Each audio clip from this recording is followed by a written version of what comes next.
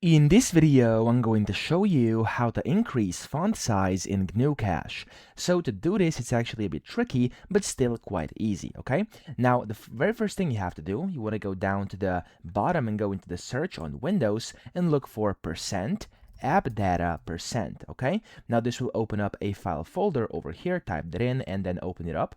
And here inside this folder, you have to look for GnuCash, okay? So just basically press G on your keyboard, it's gonna go to G, and here you have GnuCash, double click it to open it up. Now in here, we're gonna be creating a new text file, okay?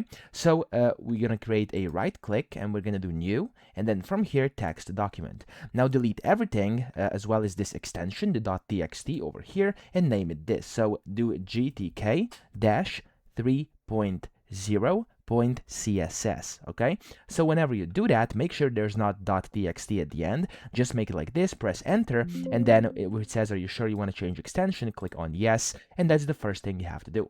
Then the second thing you got to do, you want to right click it, and then you want to edit this in Notepad, and inside Notepad, you want to basically paste this in, okay? So do like this star symbol, space bar, a star of a curly or wavy bracket, and then do a space bar, and then just type this in over here, and then do a space bar in the end of this bracket, okay? That's the only one line you need. And of course, here is where you can adjust your size of your font. So for me, it's right now is 14px. If I want it to be like 20 or maybe 22, I could go ahead and change this. I'm going to do 20, and don't forget to save it. So file and save over here like this. And notice how big the font is here in the back right now, okay?